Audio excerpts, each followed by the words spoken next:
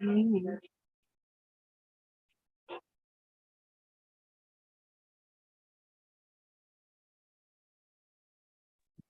No te escuché entrar, Diana. ¿Cómo estás?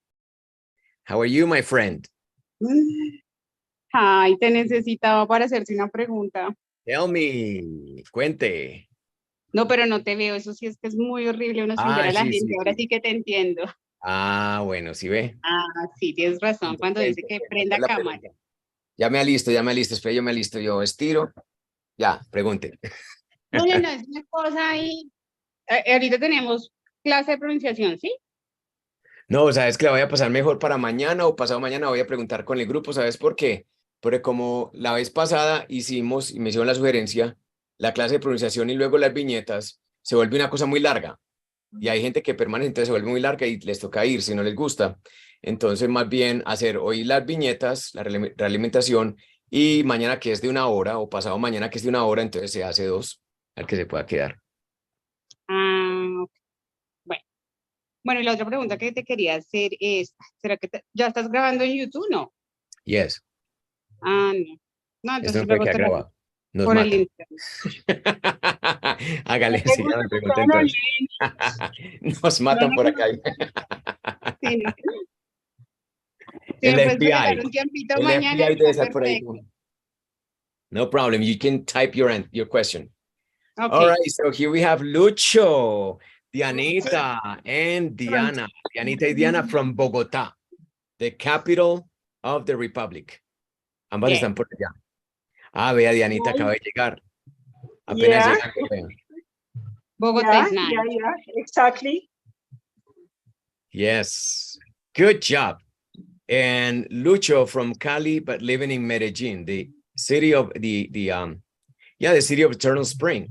Ahora sí aplica porque ha hecho unos días hermosos de cielos azules. Ahora sí. Por fin, porque es que veníamos pues de una novela de García Márquez que mejor dicho. It was terrible. It was diluvian. How are you, Luis? Hey, teacher, good teacher, all good. Really returning class again, motivate again. All right. Good, man. That's good. That is important to feel good about something, to feel good about the lessons. Let me see chat. Oh, you know what? I got GPT-4. I got GPT-4. Yeah, this is what it looks like. Let me show you. Right here, this chat GPT-3. The regular one is 3.5, and I got now 4. The difference is this. So this is the regular chat. This is the one that you use. Conciseness, speed, and reasoning. My default is like this: reasoning, speed, and conciseness. And GP4 is a little slower, but the reasoning is deeper. Okay, so that's what happens. But there is another thing with ChatGPT-4 is that you have access to only 25 messages every 3 hours. Okay, so make them count. When you get to the cap, which they're working on increasing, but this is the cap is the maximum. When you get to the cap, then they put you back in default, GPT 3.5. But for 25 messages, you are navigating at GPT-4. So that's what's going on. Okay. And this costs $20 a month. I use ChatGPT a lot now, so I definitely like it. And there are many things that you can do with ChatGPT to automate, etc. So I'm in love, really. This is like my honeymoon with ChatGPT. Es como mi luna de miel, my honeymoon with ChatGPT. So yeah. Do I recommend it for regular users who use it sporadically? No. But if you're an advanced user of ChatGPT, yes, definitely. I consider myself an advanced user because I use it a lot to create new things, and I like it. I like the response. I like what it produces. I like that now I have a horse. In my metaphor, I have a horse. And now I can go faster to places where I want to go. Do you understand?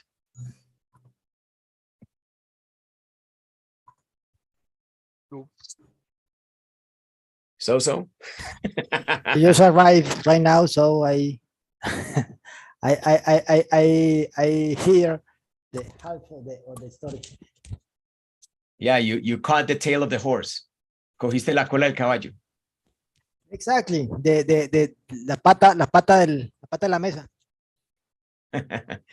Yeah, well, I was telling the guys that I'm now user of ChatGPT Plus.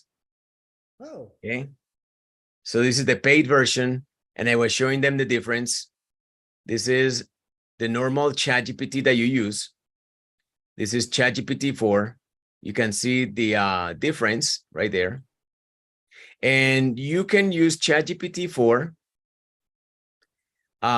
for 25 messages every 3 hours. If you surpass that limit, you are downgraded to ChatGPT 3.5 default, which is better than legacy, the one that you use. You're using, you guys right now are using legacy. And I switch back and forth between default and GPT-4, depending. If I reach the cap of 25 messages every 3 hours, then I get downgraded. But I'm happy. I mean, with the output, with what I can do, with the power that it has, with what it generates, I'm very happy. And I use GPT a lot now to help me search databases, look for different things, organize information. Is wonderful. It helps me a lot. So, but it's for another, example, it's another yeah. free trial version. No, there's no free trial. No free. I mean, the one that you use, the free version, is what is called legacy. Okay. Okay. It's we normally use to. This is the one that you normally use. To do it. And this is the one that you pay, and there's no trial. You just pay, and then you can use it. Okay. And obviously, the another advantage is that you're never kicked out. Nunca te sacan como en el normal, que no es como que, ay, no, ay, otra vez, ay, no, todavía no. Yeah. You're always there. How much? $20 a month. Oh. Yeah, it's a lot of money for an app, but I guess that you always have to weigh the cost and the benefit. Yeah. Okay. Sure. It helps me organize, plan things quickly. And I am completely committed to understanding this as a horse. It's my metaphor. Estoy totalmente condicionado y comprometido con entender esto como que fuera mi caballo. No soy yo, no me reemplazó. Simplemente me lleva a otras partes más rápido de lo que yo lo podría lograr. ¿Sí? Si tengo información y la necesito organizar, él me lo organiza más rápido.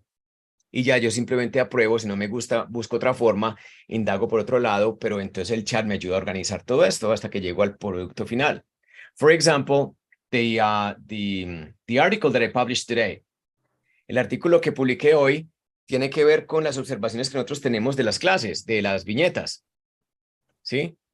Cosas que notamos en ustedes. Todo está ahí, pero ¿qué me ayuda chat? A organizarlo más rápido y a encontrar la mejor opción. En este momento tengo 3 versiones del artículo, I have 3 versions, que las liberaré consecutivamente, pero me permite ajustar precisamente información que está por todas partes en mi mente y en mis archivos, me permite organizarla de manera que las pueda publicar. ¿Sí? O sea, que me da velocidad. O sea, que yo podría publicar 5 o 6 artículos diarios fácilmente. Mientras que a la velocidad normal de Fabian Bedoya, it would be just like 1 article every month.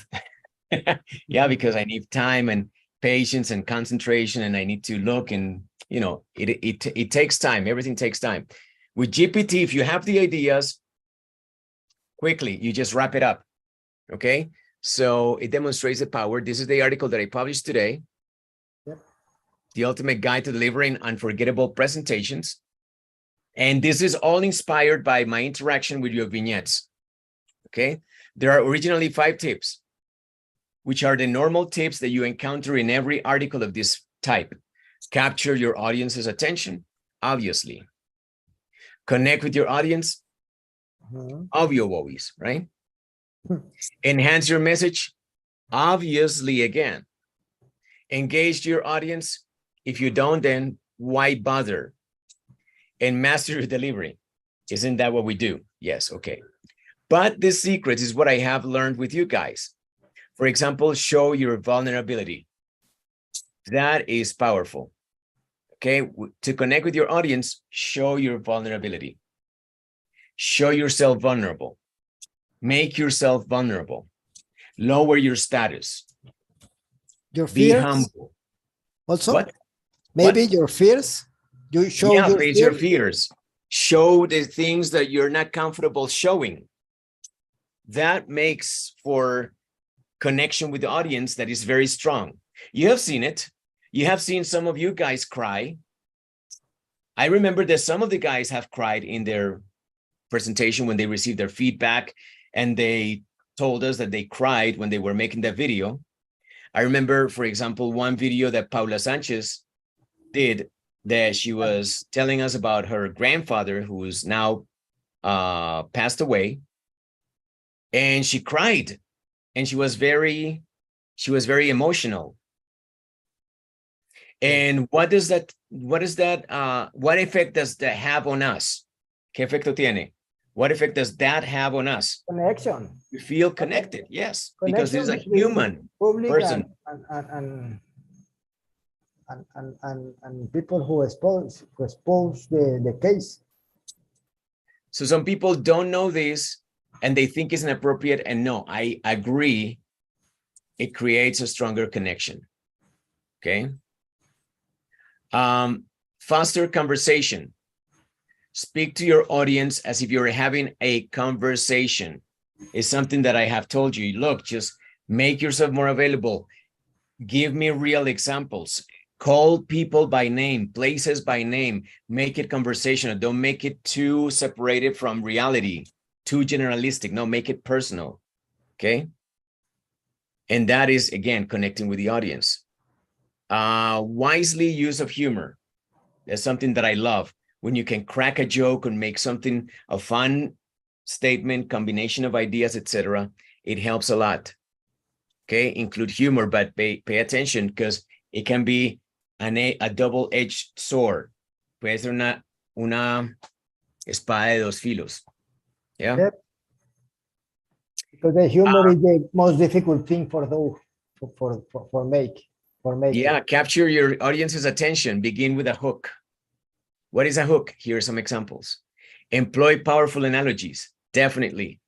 When I tell you that, for me, a metaphor for ChatGPT it's a horse, ya se vuelve más manejable en la mente de ustedes. Es un caballo. Para mí, ChatGPT es un caballo. Y ya en la mente de ustedes lo imaginarán. Y le dan las cualidades que ustedes tienen para un caballo. ¿Sí? Que un caballo se puede desbocar o no. Hasta lo puede matar a uno fácilmente. Yeah. And employ powerful analogies is important to me. Implement the rule of three, de eso que nadie sabe, pero todas las noches hacen lo mismo, en nombre del Padre, del Hijo, del Espíritu Santo. 3 siempre. 3. 3. Rule of 3, very powerful. So if you can implement that in your in the way that you organize your content, you're a winner. Enhance your message. Keep it simple. Muchos me dijeron, ay, me gustó mucho la mini saga porque me forzó a dar el mensaje contundente. ¿Sí? Keep it simple. Okay. Highlight contrasts and comparison. Very important. This is especially for Juan Carlos. It is very important for your test for the IELTS. Okay. Just work on that. Work on that. Highlight contrasts and comparisons, because that is going to elevate your status as a speaker or as a writer. Okay. Repeat strategically. Very important to reinforce your message. Engage with your audience. Encourage reflection. Ask thought-provoking questions. Present challenging scenarios. Urge reflection to get them to think about their opinions, their experiences. Vary the pacing. You can go at a pacing and then slow down on purpose. And then you can go fast and start, getting excited and then, vary the pace of your presentation. Especially to emphasize important points by speaking slowly and clearly and increasing the pace to discuss less critical material. Signposting, super important, guys, for the executives, for Luis, for Diana, for example. When you're doing a presentation to, your group, your company, etc., you want to signpost. This is what the person that is chairing a meeting does by saying more or less what is the agenda, what is going to come next, first, etc., etc. And this you can also do in your presentation by using the correct transitions. First, next, in conclusion. That's called signposting. Master your delivery. Harness your nervousness, your nervous energy. Everybody's nervous, everybody's scared, everybody's afraid. Don't get confused. It's like, oh, I'm not afraid. You're afraid because you're new. No, everybody's afraid in different forms. So manage that energy. Use that energy. If you're scared, if you're nervous, if you're in a state of panic, if you're very emotional, use that for your presentation. Invest that in your presentation to fuel your passion. Okay? Be aware of nonverbal communication. Like the way you look, the movement of your head, shoulders, hands.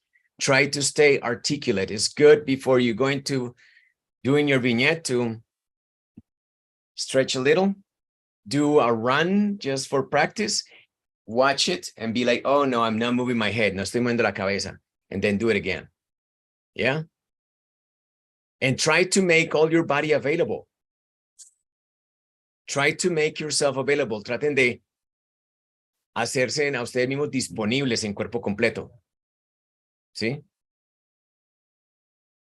Eso, por ejemplo, lo mencionamos en algún momento Juan Carlos, porque él era aquí con su micrófono, porque si no lo tiene aquí no se le escucha. Entonces evitaba que él se pudiera mover mucho, entonces siempre estaba aquí así. Pero ya luego comenzó a darse más oportunidad de movimiento. Apply the primacy and recency effect. People remember the first thing and the last thing they hear. La gente recuerda el aperitivo y el dessert, el postre. ¿Sí? And by incorporating these secrets, then you can become more attractive as a speaker. Yes. This is my article published today on Medium, thanks to ChatGPT. Obviously, it's my ideas, is what I believe, but with the help of ChatGPT, I did it in 30 minutes.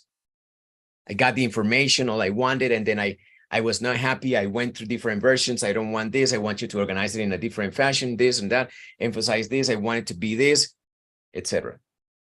Until between Chat and me, we got it published. So that's what I do. And I just wanted to go over the... To be honest, I made my comment about your article. Thanks to ChatGPT also. and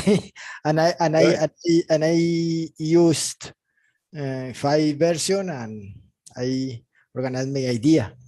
That exactly. My opinion about that. And that's the way you learn today. That's the way we learn. We're not cheating. I mean, like using a horse or using a car or using an airplane is not cheating. Or using a rocket to go to the moon is not cheating. We couldn't do it without is the rocket. Skynet. Yeah. ChatGPT is Skynet. Exactly. For Terminator fans. Exactly. Understand me. It's going to have its dark version of, the people that use this in the wrong way. But if you use it in the right way, you also get to benefit. I mean, like, once again, you can use a car. A car is a 4-ton vehicle that, or body in movement, that can kill people. If you have a car, you can kill people. You have a weapon. But I guess that you don't buy a car because you want to kill people. I mean, that's not the purpose normally, right? So there's going to be those factions, that faction that is going to be always thinking about the obscure things, horrible things, hurting people. And there are going to be many other people, a majority of people that are going to be using this to make progress, to publish more articles that can help people. I wanted to touch on the different points because this is what I want to see in your vignettes. I'm going to start writing more articles about how to deliver presentations because I want you to escalate your composition. I want you to escalate your presentation. I want you to escalate your style of presentation. I want you to succeed. This is the reason for this article, is for you guys, because I want this in your vignettes. And this, again, is extracted from my interaction with your vignettes and with you. This is not something that just ChatGPT told me. This is something that I told ChatGPT, and ChatGPT helped me improve it and organize it faster. And this is for you. So I want you to use it, okay? And now our vignettes. Let's start with Johnny probably, or I don't even know who gives these first, really. I don't know. I have a question.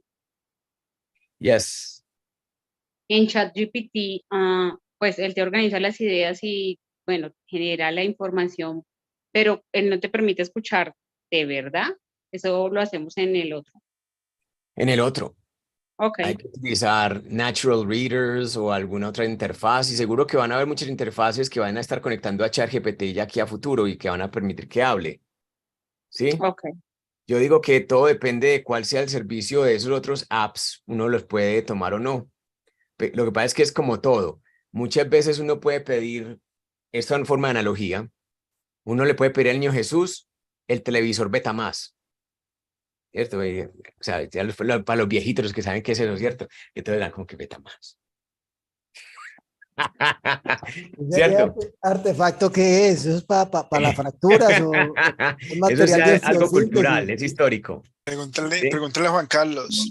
Eso, yo es que no entiendo. Pues La Alberto, mayoría como que está rascando la cabeza. por encima. Alberto está rascando la cabeza, por Dios.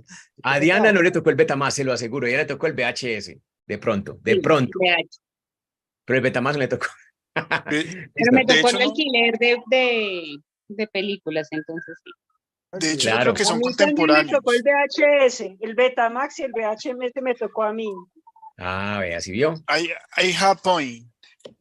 Son contemporáneos, según sé, son contemporáneos, el Betamax y el VH. Lo que pasa es que China nos inundó con el VHS, pero el Betamax era un producto estadounidense que no importábamos casi en ese tiempo.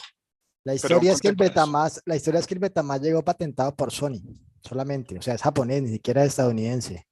Y resulta de que como lo patentó, ninguno podía sacar, otra multinacional podía sacar un producto así, entonces sacaron fue el similar, que fue el VH, que ahí donde sacaron todas las otras marcas, las chinas, Eso. las otras japonesas, las coreanas. Entonces por eso fue que se difundió ese producto como un sustituto ya del Betamax inicialmente. Bueno, Esa a mí me historia tocó patria, son historias del siglo pasado. Ya, si quieres ahí luego me tocó contamos con sábana. cuento de Ahí era Gaitán, sombra. ya. Tuve el Era la único actuación. país. La película era con sábana, sombras. Exacto.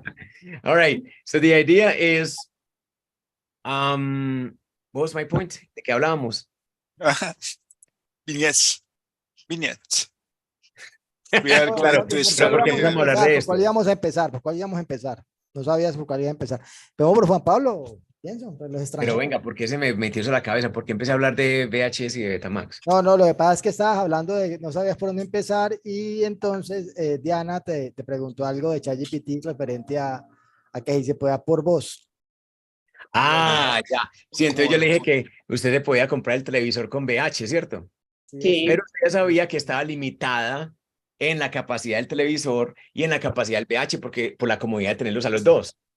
Entonces, lo que les doy como analogía que va a ocurrir eventualmente, que van a haber un montón de aplicativos que les van a vender voz y de todo un montón de cosas interesantes.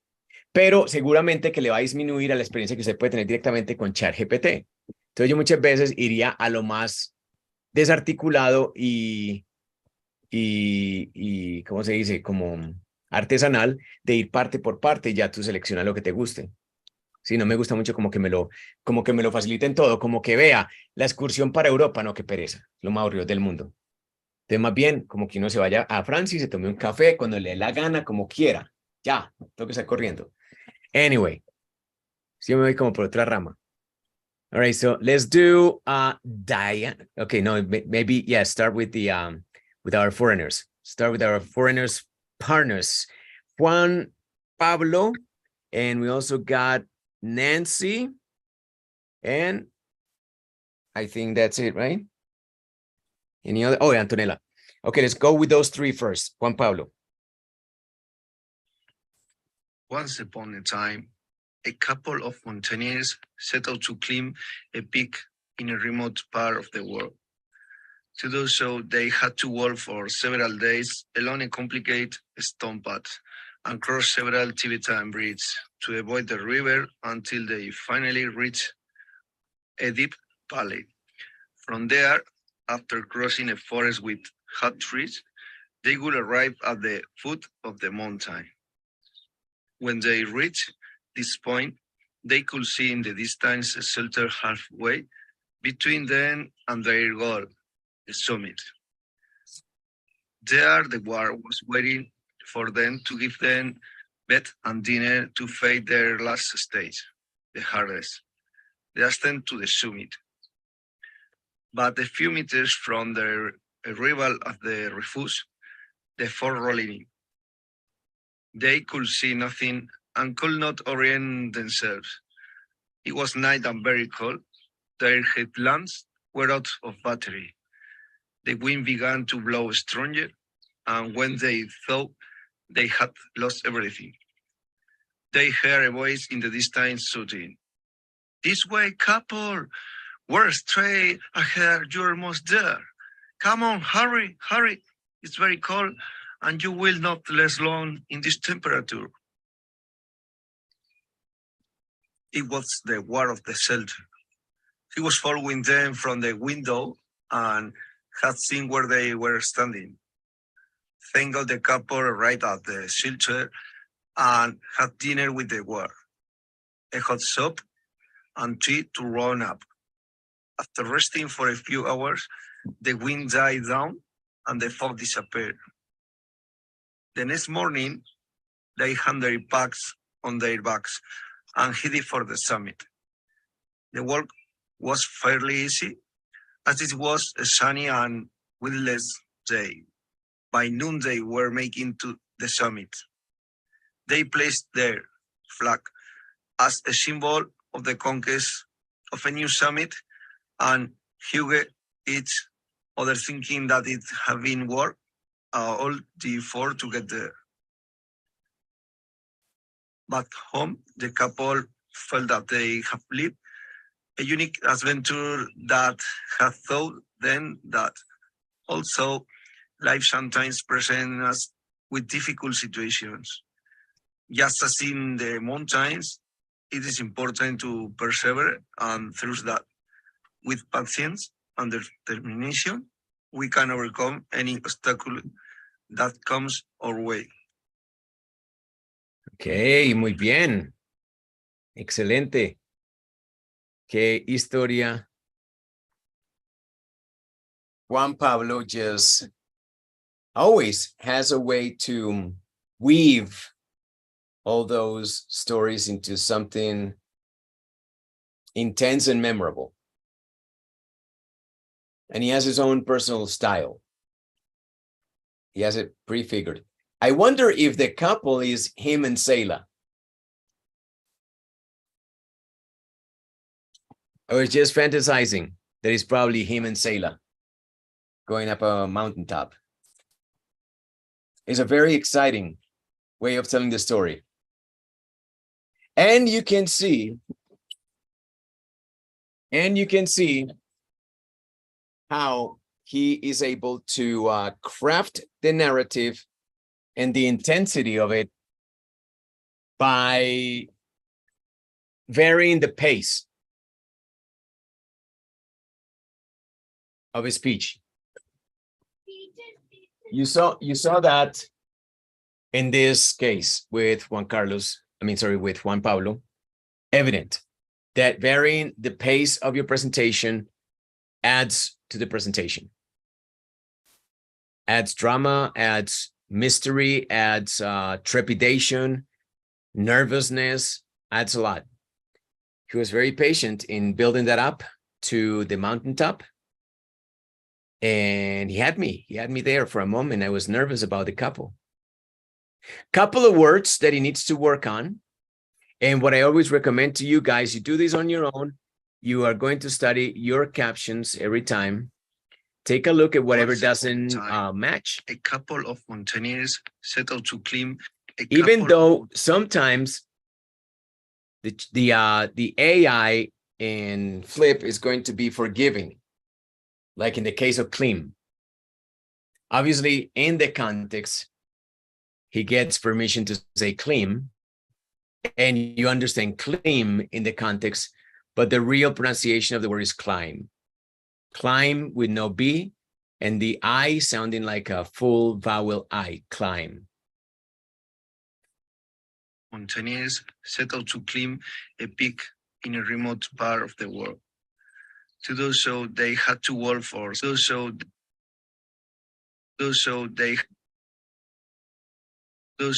had to walk for a peak in a remote part of the world.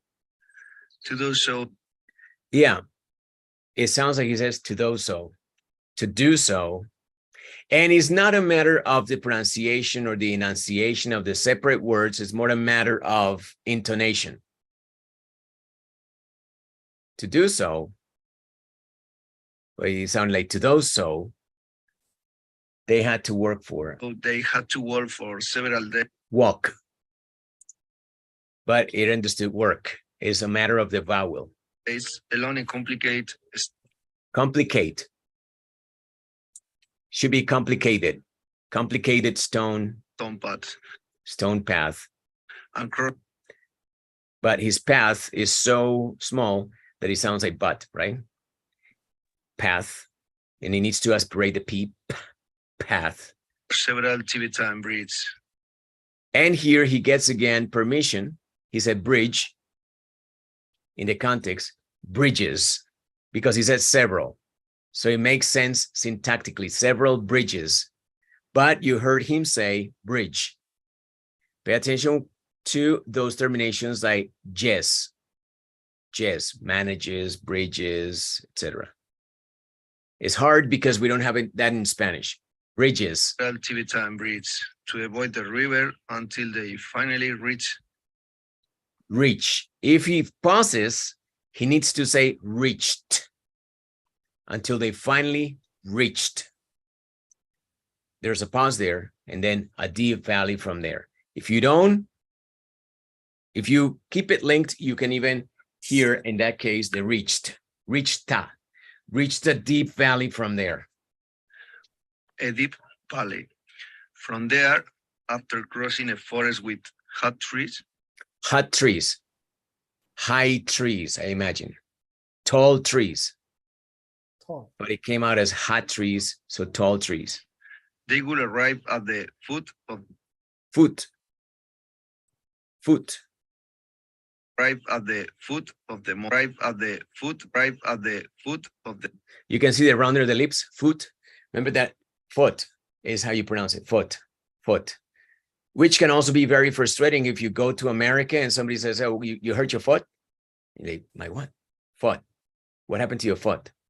But you say foot. So then it's a very, very, very big difference. Foot. Food sounds more like food.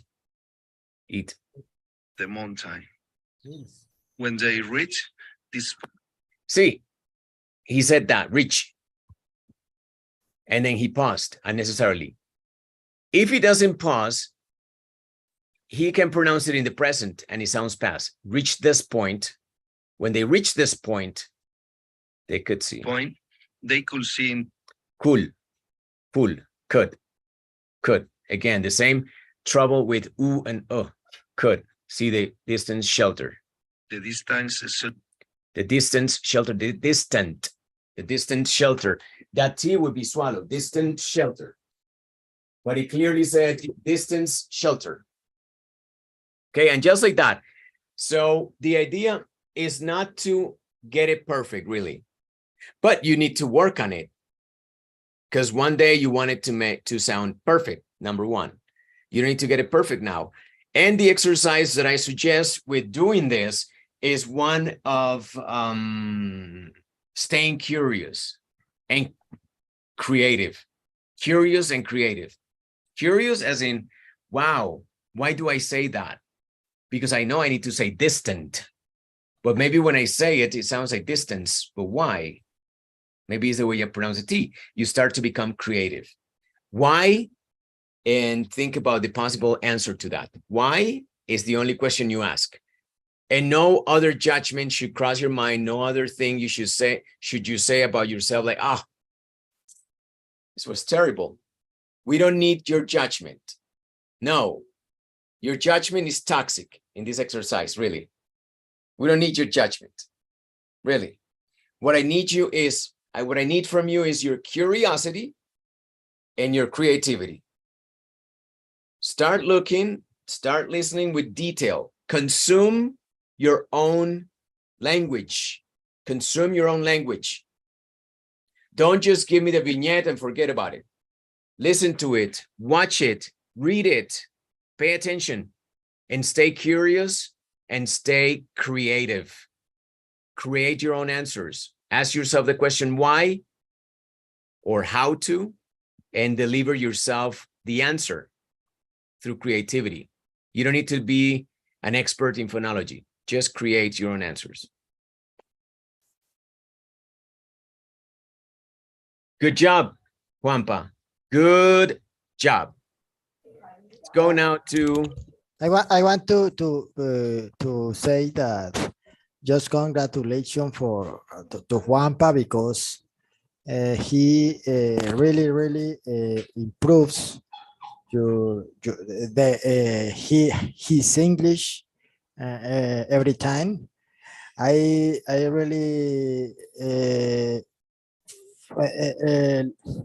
really found an exciting story in this one, and also I really see the value for him about she tell every story in one shoot, right? He doesn't edit. He didn't edit the video, and this option is more difficult. Show us that he reached a good level, a good fluency in his English. So it's something that I want to value for him. Anybody else?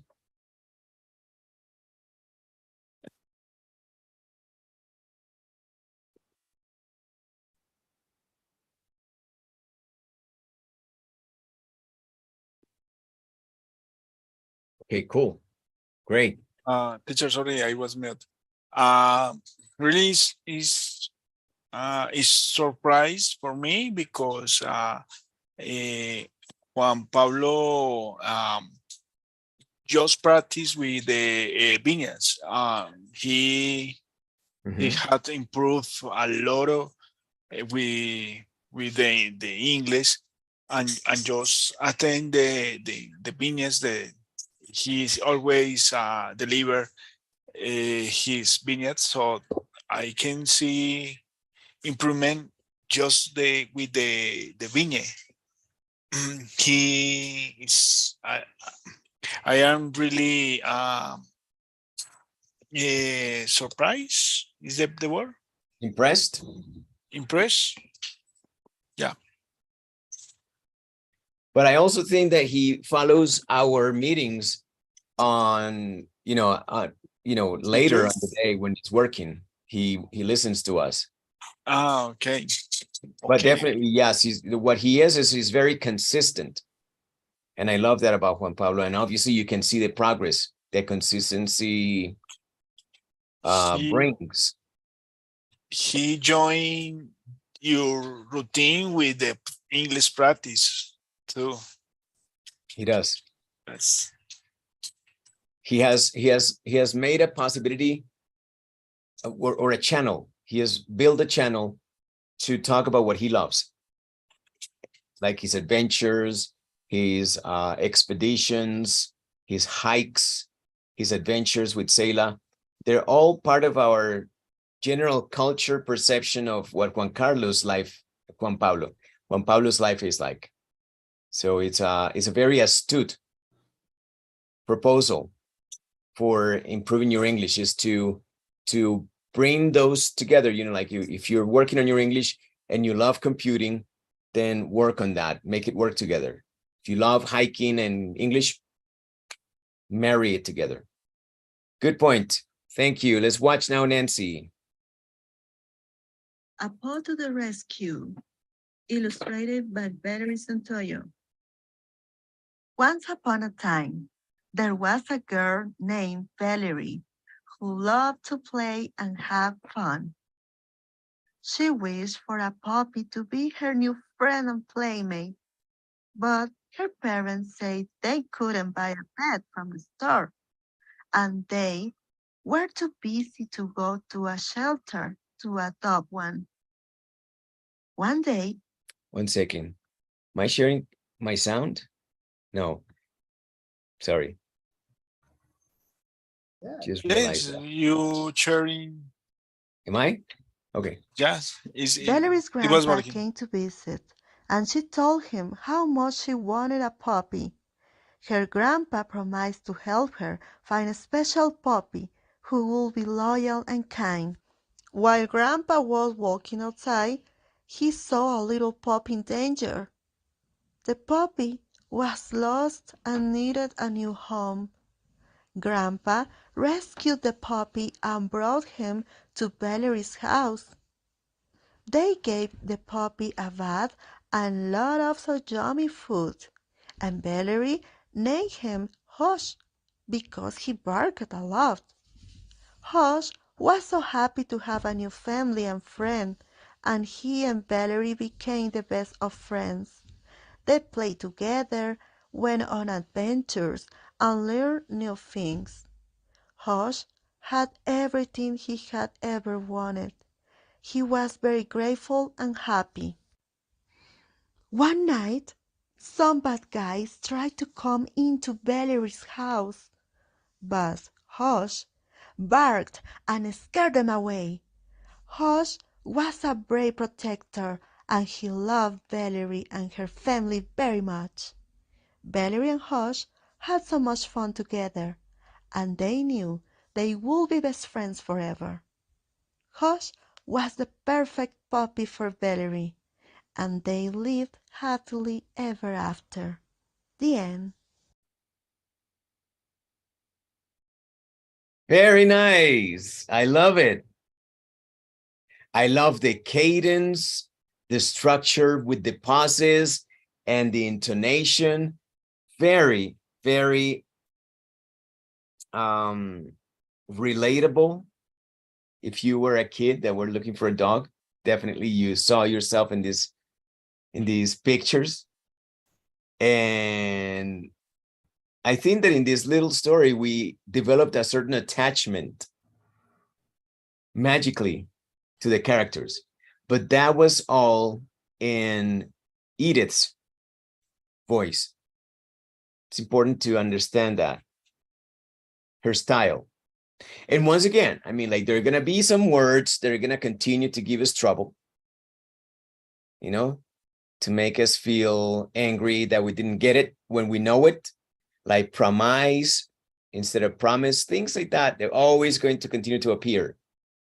Like, they're so pesky. and so bothersome and always there waiting, you know, but until you get it right. But it sounded great, the whole of it. Her style was impeccable. I love the pictures. I wonder if these were made by Edith's daughter. I know that Edith's dog is Hush. That's its real name. So it's a great story. Super storytelling skills. So I loved it. Really did. Any comments? Very job, Nancy and Valerie. I can tell that Valerie is a great dragwer. It's a great dragwer. I really like the interaction between Nancy and her daughter to create a beautiful history with Hush, her dog. Very good pronunciation and use the vocabulary. I wanna give a tip for Nancy that maybe she can create a YouTube channel and upload histories for children. Congratulations, Nancy. Good job. That's it. And the characters are so much alive and relatable. I love the girl and everybody in the story, and the dog obviously is the hero of the story. It was a charming story, told in such a way that only inspired tenderness, maybe, and love and kind and many things so special for Edith in this case. And congratulations, because she shows us is a good storyteller. And he leaves a message, a beautiful message. Sure. Wonderful. Great job. I love it. I love it when people do this, right? Let's take a look at Angela Sierra. Once upon a time, there was a little girl who had a cute pet hamster named Perlita. Perlita was very soft and had pretty white fur and very curious eyes. One day, Perlita got out of his cage and ran away. The little girl looked all around the house but couldn't find Perlita. She was very sad and worried. But a few days later, the little girl heard a tiny sound coming from behind the bush shed. When she looked behind the box, she saw Perlita there, looking at her with his cute nose twitching. The little girl was so happy to see Perlita again. She picked him up and gave him a big hug. After that, she made sure to check Perlita's cage extra carefully so she couldn't escape again.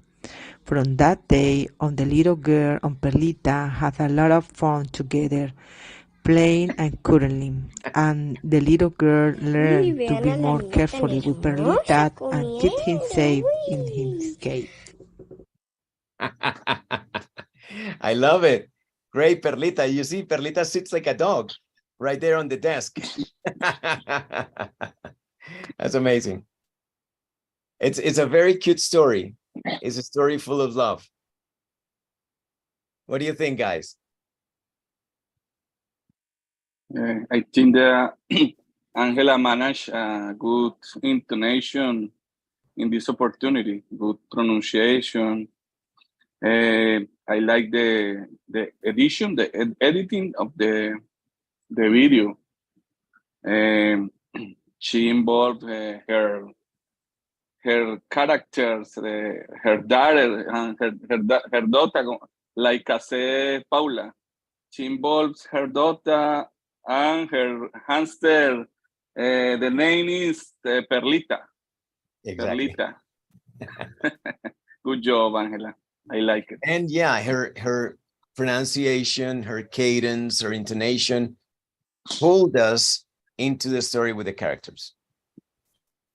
We love the characters. We love Perlita because of Angela's voice again. So really good job. Good, Absolutely amazing. A cute story Cute, yes. Yeah, it's a cute story, and also people are inspired this time for getting the nice stories and kind stories. So it's amazing. A good message, a good intonation, and good preparation, and expand a huge vocabulary, new vocabulary. In fact. Very good job. I'm very happy. So far, so good, right? Let's see what other surprises awaits us, my friends. We got Edith already, Wampa, Angela, and the next one should be then Antonella, right? Any other gringos or foreigners here? No, that's it, right? Let's go No. with Anto. Only me, Santo. Once upon a time, in a small town, there was a little girl named Luciana. She was very restless and friendly. She had long curly hair, dark brown like coffee beans, and her eyes were so slanted that you could hardly see them.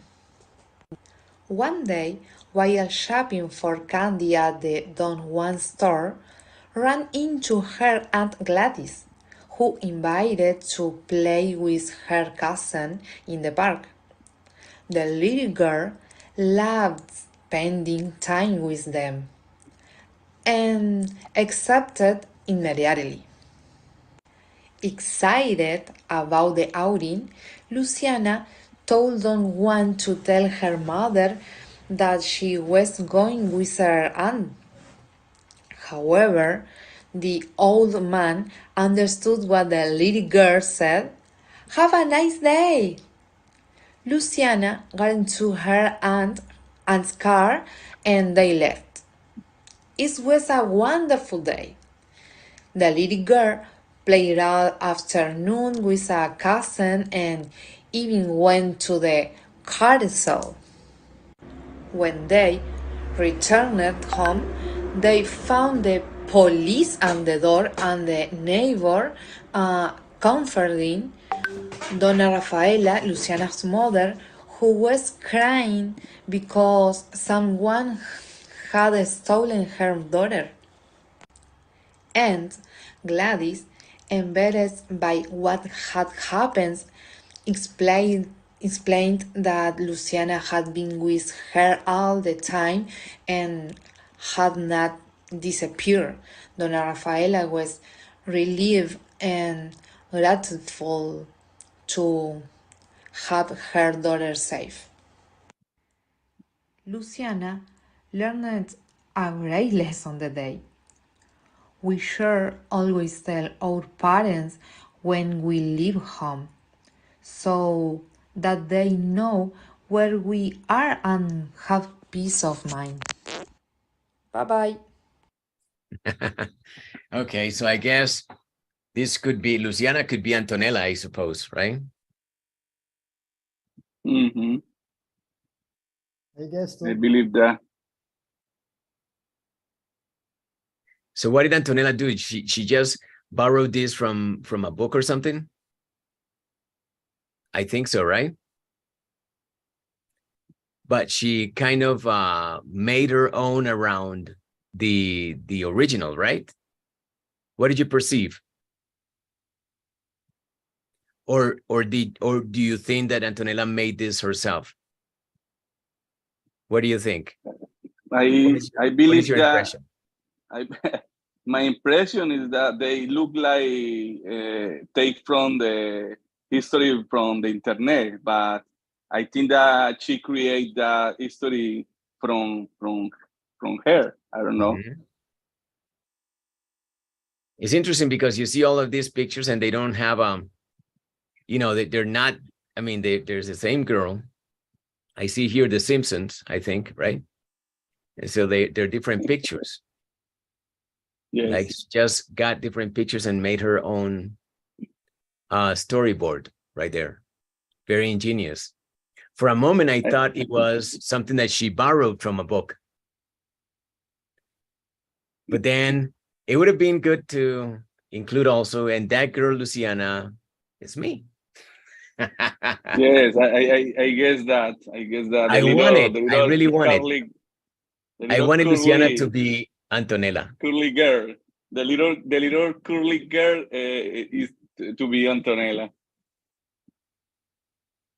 Very nice story. And she manages it so well, and she breaks it up into episodes.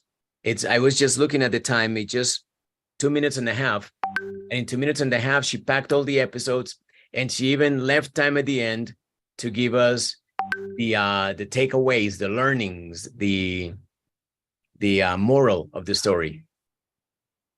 Right? Very interesting. Very clear pronunciation, good vocabulary and pacing. Very much in control for a very sizable production. You know, it was a robust piece of text to be able to coordinate and to control. And she managed it so well. So congratulations, Santo.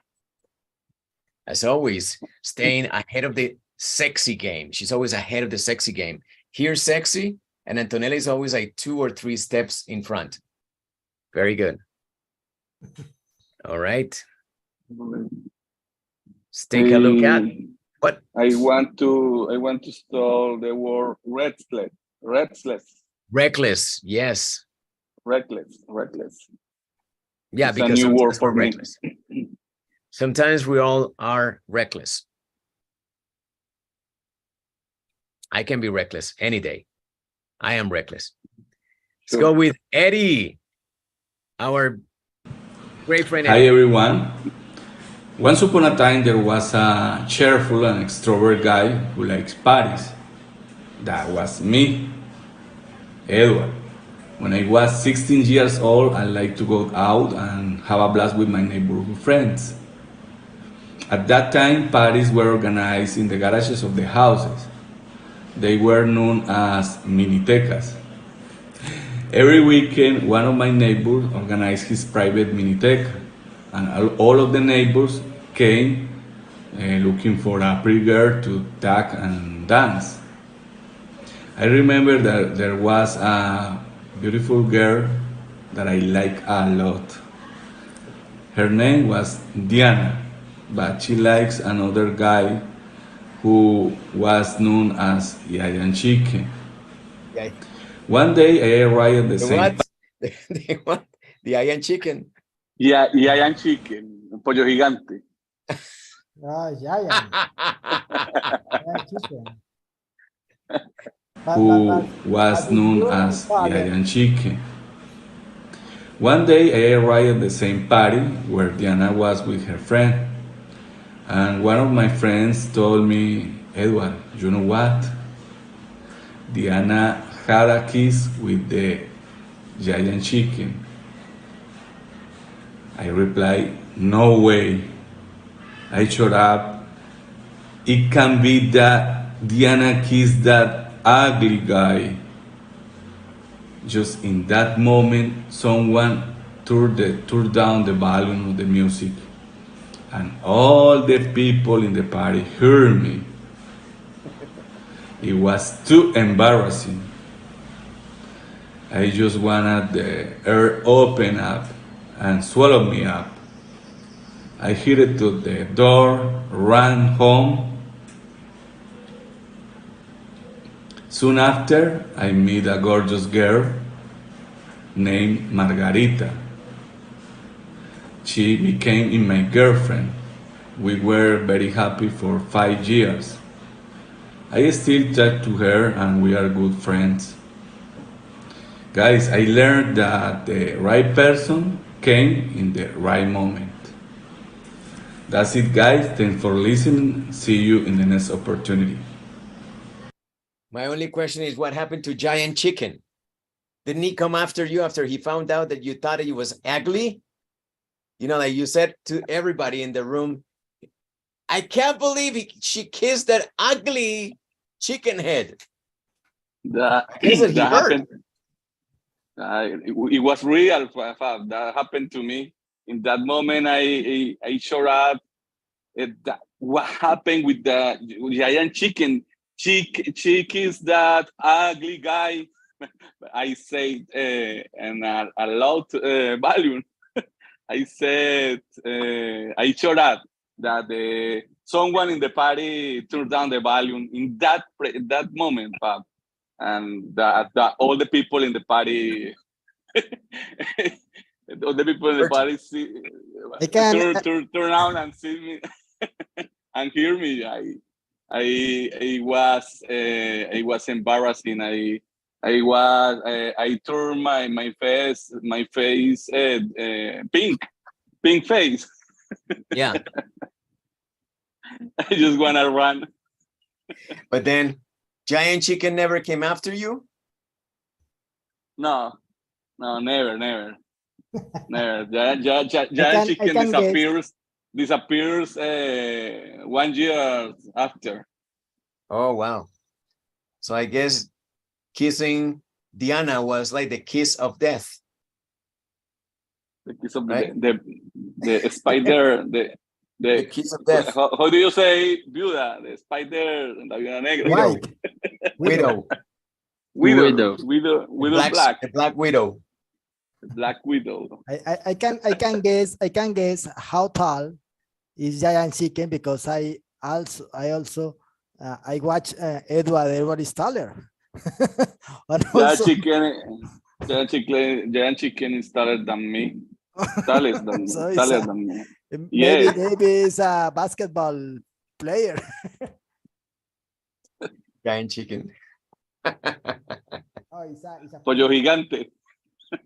It's a funny story. That's so funny. I remember in my high school, one guy named Cartago because Cartago is a place in the north of the valley that is named because his name is knowing like Grande y Feo, the town. So this one is named Cartago for this comparison. Because he's big and ugly. Very interesting. The giant chicken story. And Edward survived Diana and found Margarita, his true love for 5 years. 5 happy years. Absolutely. Interesting. So giant chicken never came back to try to get Margarita from you, huh? No. Poor Margarita. He disappeared. Poor Margarita. He disappeared. Margarita is falling in love of me. Another giant, right? Another giant chicken. All right. I Cool was story, another. Eddie, very nice story. You know what? To be honest, the only thing that I missed in your story, the pictures. I wanted to see a picture, like a couple of pictures of you when you were younger. Interesting. That would have been interesting because it was so nice. I wanted to see more. A great story, very well told and everything. Good pronunciation too, my friend. Pay attention to the word shout, right? Shout. Yes, shout. that word is difficult for me. Shout it out. I can pronounce it. I mispronounce that word. I try, but I can't. Keep trying. No worries. And let me see who's next. Next, do we have Alba here? Is Alba here? No, Dianita's here, so let's continue with Dianita. Just a second. I'm here. Give me just a second. 1 second, let me see about my son, something here, 1 second.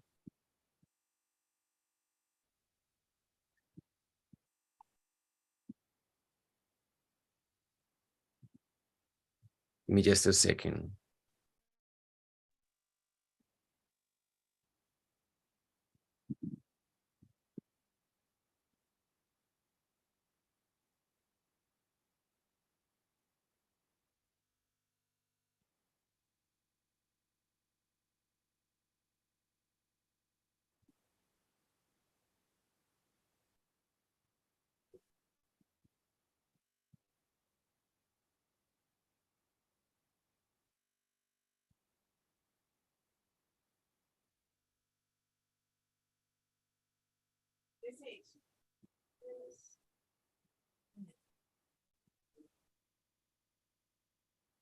Just 1 second more.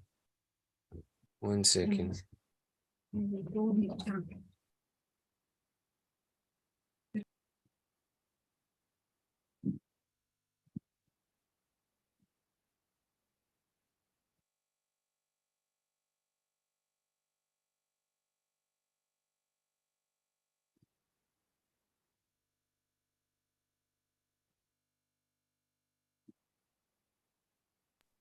Okay, so let's continue.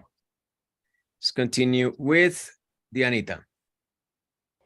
Hi, my friends. This is my topic. Once upon a time, family decided to travel to an adventure in Santa Marta. They boarded the flight.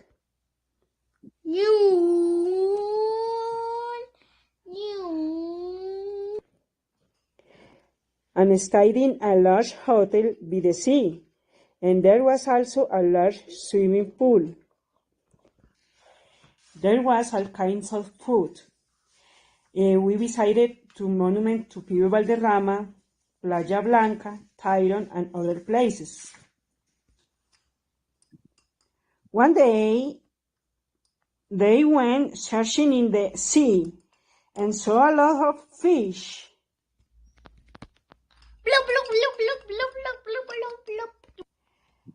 Octopus and other animals. But finally they saw 2 sunken colonial ships.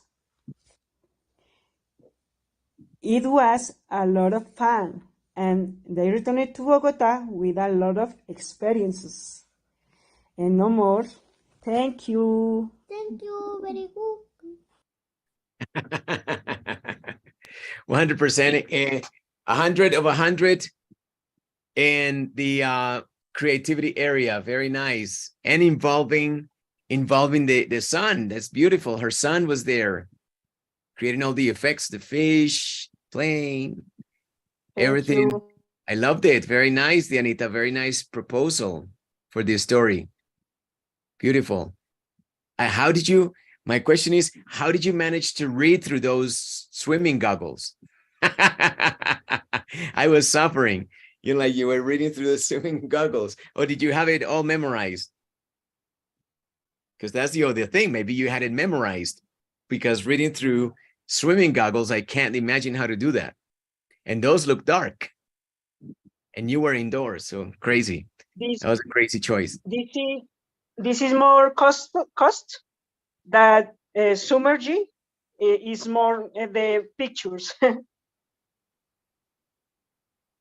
More, pretty much. The double. Right. Very nice. In my memories. I liked it very much. Also, we need to continue working on the pronunciation. Couple of things. I want you to always go over your captions and decide what areas need to be improved. Hi, my friends. Without judgment, just like why. And if something sounds weird, then take another look, okay? Remember that you can also come here to Immersive Reader. See this? Bottom of your screen, right-hand side of the video screen or square box. Hi, my friends. This is my see what topic. She says there. Once upon a time, family decided to travel to an adventure in Santa Marta. They boarded the flight.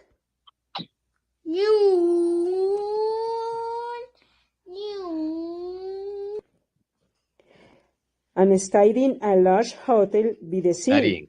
And there was also a large swimming pool. There was all kinds of food. We visited to monument to Pío Valderrama, Playa Blanca, Tyron, and other places. One day, they went searching in the sea and saw a lot of fish.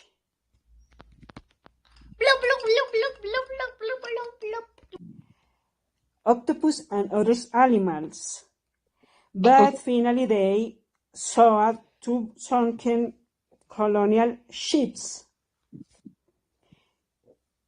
It was a lot of fun, and they returned to Bogota with a lot of experiences. And no more. Thank you. Thank you. Very good. All right, excellent. Good job. So once Hi again, guys. Once the, upon a time. with the help of the captions, you can improve by asking questions like, why was this correct? How to improve this? Or if you know that something didn't sound right, and even though it looked good on the captions and you understand it, that's also a triumph of your imagination and your, what do you call this? Your astuteness in managing the information that you already have in English in your mind, that you can discern, oh, that looks right, but I know that I pronounced it wrong. So that that also helps, consolidate the image that you have of sound in English sounds. Very good. Excellent production. I loved it. And the plus was the kid. Good job. Thank you. Is Adri here? Adri, maybe? I think she's not, right? It's gone with Johnny's here, right? Yeah, I see Johnny. Johnny, are you there?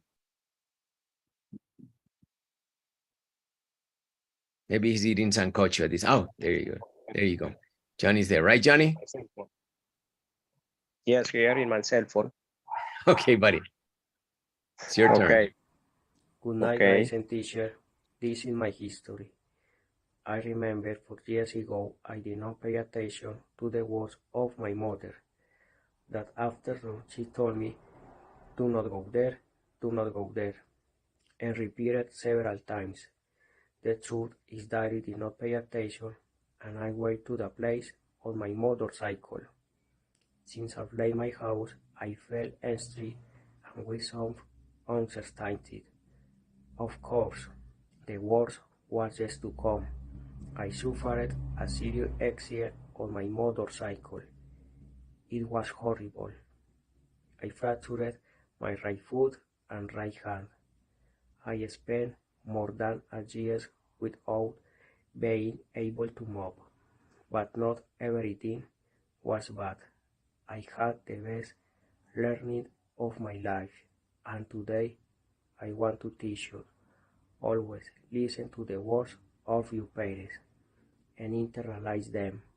Remember the old adage, Mother's word is God's word. Thank you very much for listening to me. See you later. Very nice. Powerful message. Powerful message. Yeah. The word of a mother is a word of God.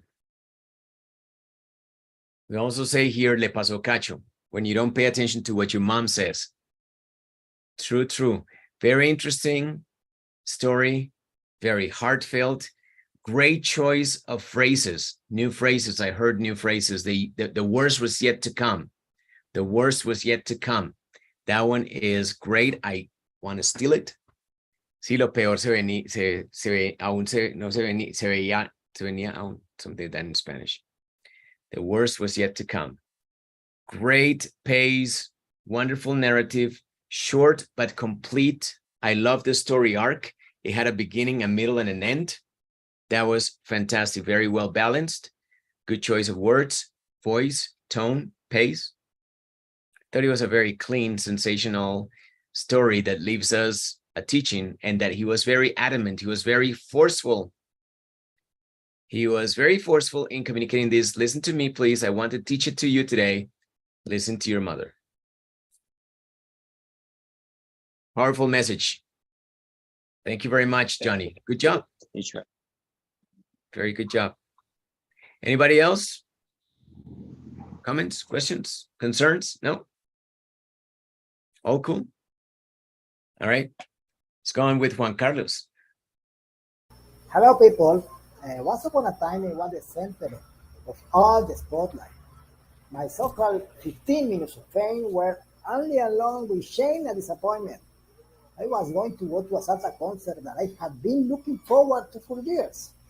I knew perfectly the repertoire of Ray Ruiz, and in the stadium of Tuluá, I was going to hit him at a close range and expect an unforgettable moment in the company of my girlfriend, my cousin, and her partner at the time. It all started when the concert that was scheduled to start at 8 o'clock began to drag on, and as we had arrived, we bought 2 bottles of rum. We surely were going to be the ones who entertained us the night. In the way the bottles ran out and came another and then another until 10:30, I guess. And I say I think because at the moment I did not know who was the neighbor or even to keep me standing. When the show opened, I couldn't stand up. I didn't have the slightest part of my conscience to sing or dance or even hold myself up. When my cousin's boyfriend was wondering how he was going to get me down from the bleachers, I did something to save in the way. I felt like throwing up, and those who were getting on under us to save themselves opened the path, and there was the moment when he covered me and we went out, bleachers down. It was so much the show that the singer cut it and watched us. And he said in the middle of a song, ¿Qué pasó con el compadre? That ended my story, where I could only conclude I went to see Ray Ruiz, and it never crossed my mind that he was the one who ended up seeing me. Good one, Juanca. Very nice arc in the story. I loved it, very surprising. And even though you saw it coming, you still wanted to see something else, and then you managed to surprise us. Very well crafted. I love the storyline and the way that you told it, and the pronunciation and everything was so clear. I love this presentation. To me, so far, my favorite of the ones that I have seen you deliver. Wow. Very nice. Wow, thank you. Juan Carlos create his vignette with a wide variety of vocabulary. This time I noticed that Juanca took pauses to speak. I understood almost all what he was telling us. By the way, I think that it was a funny history in the part when the singer said, "What happened with the compadre?" I stole one expression, Juanca. Began to drag on. Began to drag on. I yes. like that. I don't know. Didn't know this one? Good. You didn't know What that means, Juanca? What that means? Began to drag on. Cuando empezó empezó la fiesta, sí. Presentación. When the singer, when Ray Ruiz started the concert, I was never what were my neighborhoods because I really drunk. I'm really drunk. Are you gonna throw out one? Yep. Yes, really. You threw up. You threw up. You threw up. I threw up, exactly. Vomit. Vomit in the middle of the concert. Explosive. In the middle. In the middle of the concert, is the way that people opened a road and the open like a Moisés. Exactly. Open the parch. A miracle. I did a miracle. It was a miracle. It was a miracle. And the singer, what happened con el compadre? Exactly. Very well crafted. I liked it very much. And yes, to drag on, to answer your question, is to go on forever, because maybe there were people that were opening the show, but Juan Carlos had gone to see Ray Luis, who in the end ended up seeing him first. Exactly. Or only. I guess Juan Carlos was completely unconscious when Ray Luis Ray finally came out. Ray Luis seen to Juan Carlos. Exactly. Yeah. Dedication My show. to a dead compadre. He saw my show. Exactly. I want to The show. say this, yet I felt more confident and the fluency is very good. You excited in the words and I like it because I remember in the other moment you speak in the same tone, in the same rhythm, and in this case you improve a lot of a lot, yes. And congratulations, Juanca. Very good. I mean, he managed to pull me into the crowd. He managed to pull me next to him in that concert. I felt that I was in that concert. I felt what he felt. That's the magic. That's the magic that I want. Great. You were there with the compadre. I was there with the dead compadre. All right, let's go on with. You are very appreciated.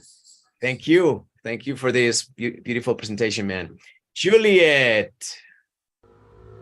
Once upon a time, there was a little bee living in a hive. Hi, hello. She doesn't like veggies. Oh no, so disgusting. I don't like it. Oh. She flies above all the flowers. The little bee collects pollen from the flowers. But she can fly up to the tree. Oh no! Her wings are tired. The little bee falls and cries. Her teacher helps her. Teacher, I'm here. Please help me.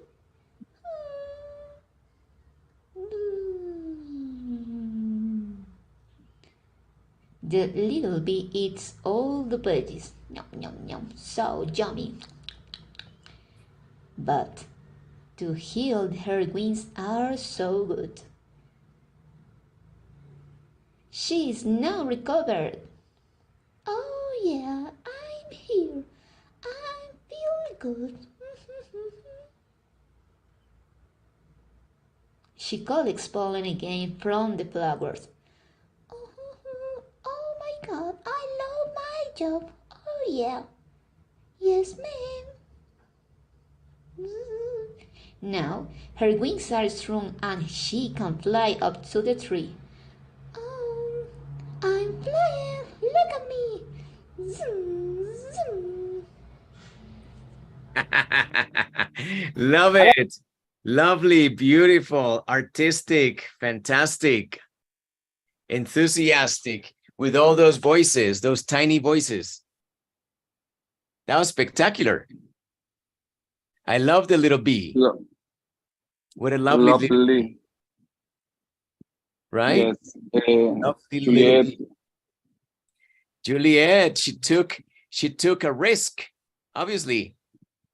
Yeah, and she explored something new and she came up with something fantastic. Congratulations on taking risks, on taking the artistic risk, doing something that might seem ridiculous at first, and then we get into the character and we become the bee. And we all became the bee with her. We wanted the bee to be strong. Teacher, I love the sounds and the voice in the answer. It's better you in the song. Much better, much better. Yes. She's hired. She's hired. Debías nun José Miel. Yeah, Julie's bee is perfect. Perfect timbre, perfect noise, everything. She changed her voices depending on the roles of the characters. I'm in love with the bee. Depends on José Miel o Maya Maya. Careful. Careful, Edward, you're revealing your age. Because, for example, Paola doesn't know who Jose Miel is. Absolutely. Paola don't understand. Paola doesn't understand. No. She doesn't know Jose Miel. Maya. She didn't see Jose Miel. Maya. What is Jose Miel? What is that? Oh. Jose Miel. Explain it.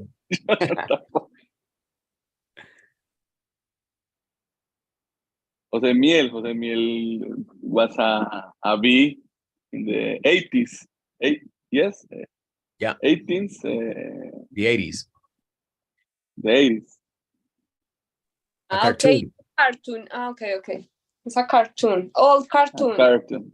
It's very old. It wasn't my favorite cartoon that epoch. Yeah. Okay, thank you for how do you say explicación? Explanation or what? Explanation. For your explanation. You revelate you're old. You're old. Yes. Old for sure. And wise. Old and wise. Only Juan Carlos and Fabian are laughing. Yeah, we're the only ones that understand what's going on here. The rest of you are like, yeah, but this was the 80s, and I don't know what was wrong or what happened, because we had a lot of cartoons with the same storyline. Like, you became estranged from your mom. You lost your mom. You don't know where your mom went. And every episode, you're looking for your mom. And your mom is looking for you. But you never find each other. Never. Maya never found her mother. Jose Miel never found his mother. Heidi, I think it's Heidi or Marco, I don't know. One of those kids also got lost, never found the mother. Marco traveled since Italy to Argentina. Look for his mom.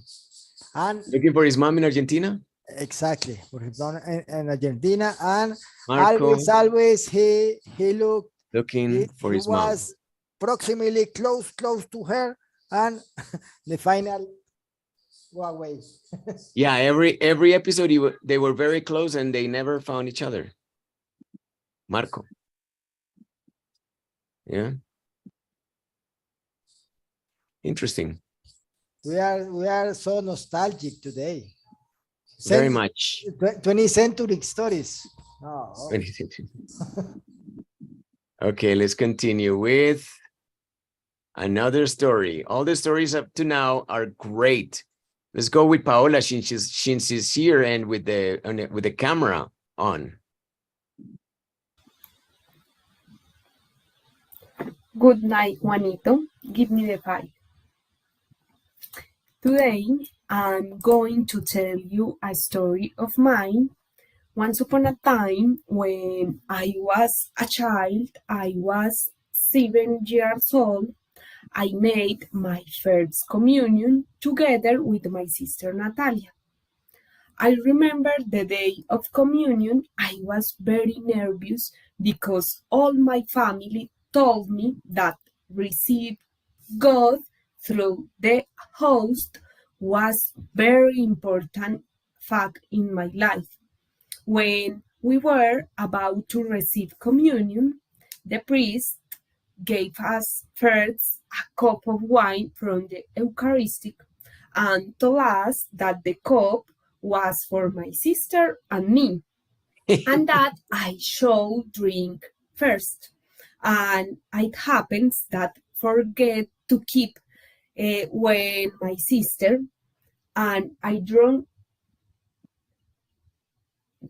all myself, and after this the priest laughed and all my family noticed and didn't not stop laughing.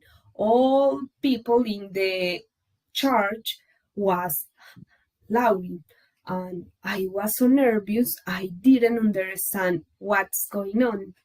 And finally I received the host, and I felt very happy to have to go inside me, and that si Juanito give me the fight again, and good night. Once Very nice, Juanito. A story for Juanito.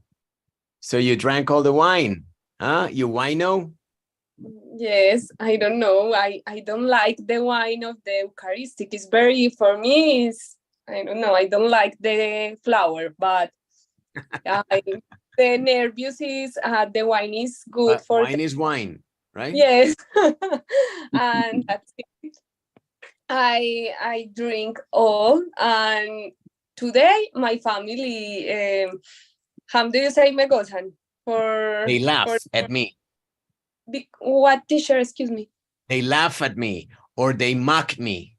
They mic me. Okay, they mic me for this experience, and it's very, very, I don't know, chistoso. Funny. Fine, thank you. I noticed She was only 7, right? And she was only 7, and she drank all the wine. Very child, I don't know, and I don't understood what happened, and the communion is wow, and I don't understand. I remember I should learn a lot of oraciones. A lot, right? yes, and only I learned one is the Salmo 26. 23. 23, yes, and that's it. Only that the price give me the permission from receive the communion. It's very fun. Interesting. And you were drunk. Wow. Tell me. And this opportunity, I noticed that you pause to make drink water in this video. That's a good strategy to slow down the speech. The only thing that I noticed, the word Lauren, you say Lauren is laughing. The word is laughing. You say Lauren. Laughing, thank you. Okay. The only thing that I noticed. The rest is a good presentation. Congratulations. Thank you, Edu. I love your special effects, really. I love your explanation and your funny story, because you are enjoy the story as always, as it was cautivante. How do you know? Or charmed. Exciting and charming. And it's a funny child story that we really enjoy to tell, and enjoy to share with those people around us. So it's congratulations for this story, and I don't know, but it's a main idea, a good message for us. Thank you, Juanca. When I was thinking about this vignette, my idea was, okay, I want them to lighten up. I want them to have fun. I want them to create new worlds. I want them to become more creative. I want them to enjoy more the process. I want them to take risks. I want them to be funny. I want them to laugh and make us laugh. And it's working. I'm delighted with the results. Oh, my girl just brought me goodies. My girl loves me. She brought me goodies. All right. Who's next? Alba. Hi, guys. Once upon a time, when I was on vacation, I wanted to try something new and fun. I thought it would be cool to wax my aunt's eyebrows, even though I had never done it before. My aunt trusted me and let me do it. I started, but I put too much wax on one eyebrow and it disappeared. I tried to go slower so my aunt wouldn't notice, but she got bored waiting and looked in the mirror. When she saw what had happened, she said, "Oh my goodness, what have you done?" I tried to calm her down, but was impossible. My aunt was so upset, and she called my mother. When my mother heard the news, she was surprised, but understood. She knew that I had made a mistake, but she also knew it had been unintentional. She suggested that we try to fill in the missing eyebrow with makeup, and we did our best to make it look natural. Thank you, guys. Bye. Very nice. The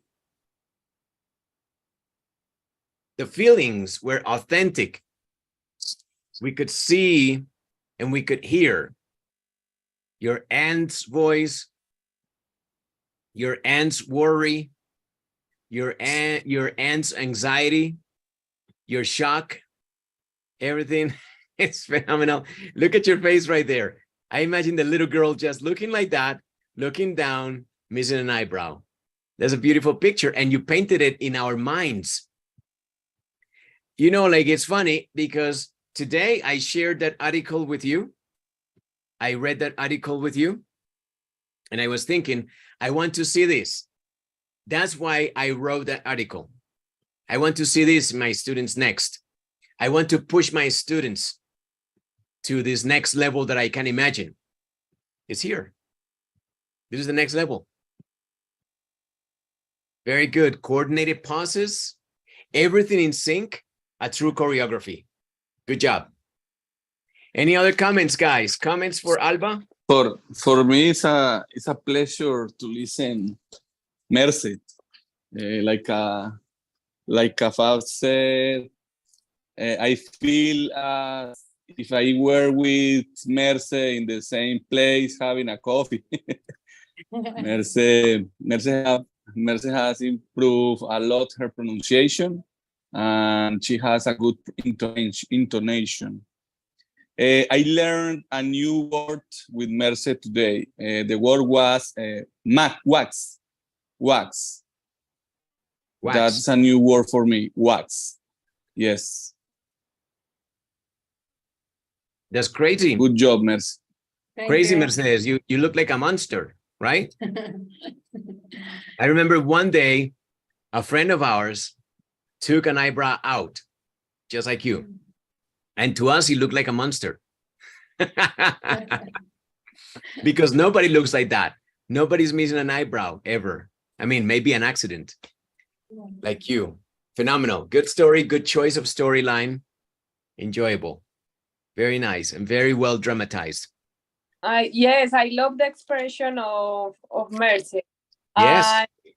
And I fell into the story because it's very explanation for the whole story, and I love your way to explain what happens in this case in the hat or in la caída, en la porreada, I don't know.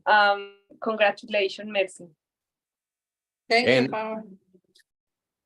And something interesting is that she's completely out of control, but she's in control. So she's in control while being out of control. And that is true dramatics. I mean, like, Merson maybe missed the boat. I'm sad to say that. Quizás se le fue el bote que era para ser actriz. Yo creo que lo dejó ir. Se le fue, no alcanzó.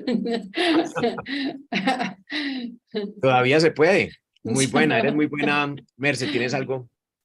You're a natural, really. Good job. All right, let's take a look at, let me see who's here. Do we have here with us Adriana?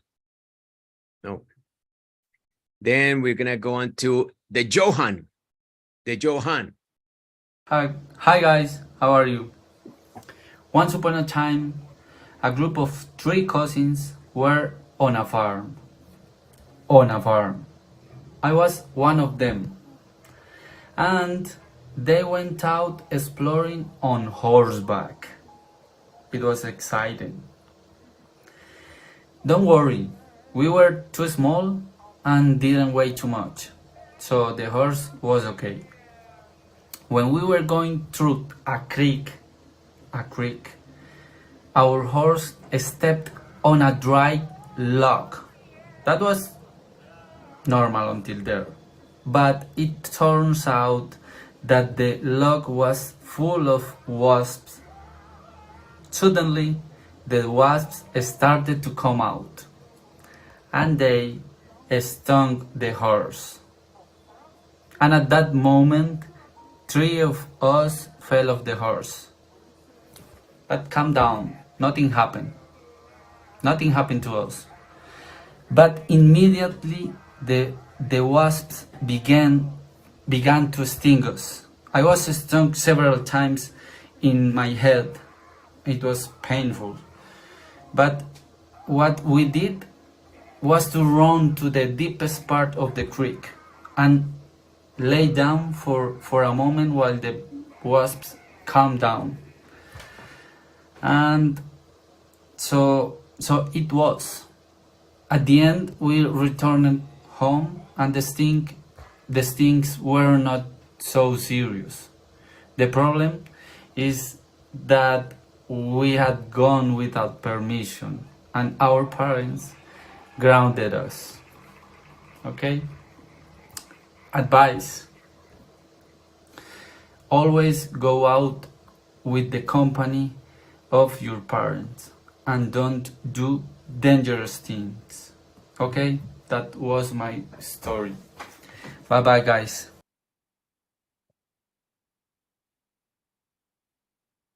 Very nice. Very nice. Very nice. So always go with your parents. Yeah? Always go with parents. Don't take risks. Don't do crazy stuff. It's the masses for the children. How old were you back then, Johan? I think 12. 12, I think. And so three in the same horse, bro. Yeah, yes. We only have one. 3 cousins in the same horse. Yes. What happened to the horse? Could you get it back? Nothing. Yeah. He knows all the routes to go home. We were near home. We were just doing a little ride. You were lucky. How many stinges, buddy? 3 or 4? I don't know. You? Like 5, 6 in my head. If I 6? were maybe, yeah. Terrible. They were big. In your head. That must be pretty sucky. Yeah, right? we went. You are not allergic? No, we went with a cousin that were allergic, and she didn't have any sting. She was lucky. She was really lucky. What were the names of the cousins?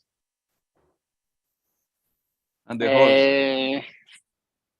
Yeah, I think I were with Pavel, and I think we were with Victor. And who was the allergic one? Victor? Victor. Yeah. He was lucky. He's allergic to different kind of stings. Yeah. What do you Different, what do you different have to kind. do? It's allergic to the cobra stink too. What do you have to do when bees or wasps attack you? Actually, I wasn't afraid because I was living in the countryside, so I was like, be careful. There are a lot of wasps. Go run. Be careful. Blah blah blah. So I was okay. I You was were a little living bit afraid for my cousins. You were living in the countryside of Ibagué? Yeah, it's not in Ibagué. It's near Ibagué. Yeah. Espinal. Near Espinal also. Espinal is a town. Yeah, but it's near there. Okay. I liked two expressions in your vignette, my friend. Dry up lock, dry up lock. And parents grounded us. And I think that the second I didn't know. The second. I think that Parents Johan did it grounded us. intentionally as a way to help us with vocabulary, because he was very clear everything that he was using that was new. I got it immediately because of the pictures and everything. Very nice story and very nice way of organizing all the information. Our parents grounded us. For how long? 2 weeks? 1 week? Yeah. How do you ground a kid that lives in the countryside? No more oranges and with mangoes. the bell, Fab. No more mangoes. No more mangoes. No more milk. No more mangoes for a week. Mamoncillo. No more mamoncillos for a week. No more guamas. Don't go to the creek for 1 week. Wow, that's phenomenal. What a beautiful childhood. No more horses. No more horsey, no. Let's see who's here. Is Paula Cristina here? Bernardo's here, so let's do Bernardo. Once upon a time, there was a little boy named Bernardo who lived with his mom in a small town. One day, Bernardo and his mom went to the supermarket to do some shopping. While they were there, Bernardo saw a really cool toy car on the shelf. He wanted it so badly that he took it without asking his mom first. But when they were leaving the store, Bernardo's mom saw the toy car in his hand and asked where he got it from. When she found out that Bernardo took it without paying, she explained to him that it's not okay to take things that don't belong to you. She told him that if he took the toy without paying for it, the people at the supermarket will call the police and take mom to jail. Bernardo felt really sad because he didn't want his mommy to get into trouble because of him. So he decided to give the toy car back to the store. That day, Bernardo has not had the courage to take things that are not his own. The brave fan. Very nice, very professional, right? I liked it very much. It was so cool. Such a simple story can be made into an art piece. I think it's an art piece, very nice and well crafted. And the voice, obviously, Bernardo's voice and his pronunciation, you have improved so much, Bernardo. It's scary how much you have learned. It's pretty nice. I liked it very much, man. Congratulations. It's a very interesting piece. Thank you, teacher. I think it's publishable, Bernardo. You should publish it somewhere. I loved it. And this really happened, Bernardo? You really did this? You took the toy car without permission, without telling your mom, and without paying?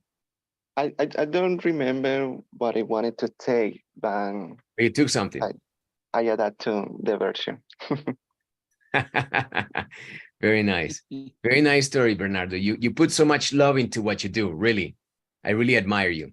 Good job. Thank you, teacher. Any other comments, guys? Bernardo, Teacher, I have pauses. work. Go Excuse ahead. me, Edward. Go First, Pau. ahead, Pau. The ladies first. Beauty before age.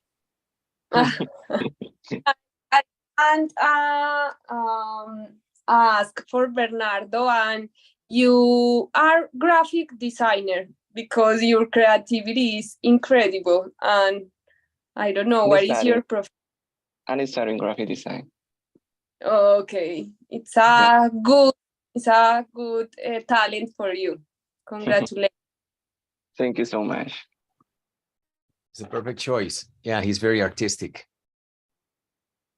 And Eddie, what were you gonna say, buddy? I just wanna say that Bernardo pauses when he's speaking, pauses in the term and the exactly moment. On purpose, and something that I noticed in Bernardo was that he works semantic blocks correctly. I believe that. He's got an ear, a very keen, very powerful ear to know how to navigate the semantic block. I agree with you. I like it very much. Good job, buddy. Thank you, Edward. All right, let's move on to, is Diana still with us? Diana, still with us? She was here at the beginning of the lesson. I don't know if she's still hanging around. Maybe she's gone. Sadly, I think she's gone. So we're only missing Diana. And Bernardo, how many time you spend in your vignette? In the pronunciation, I spend like 2 hours more or less, because there are some words that are difficult for me, because there are words when there are little sound at the end, and that sound is so difficult for me. Yeah, for example, asked. Yeah. In this because it's difficult to pronounce or to make that little sounds. Asked. Yeah. Asked. It's difficult. For me, it's difficult. But you see the finished product and you think that is easy for Bernardo. Obviously, it looks easy. It's work.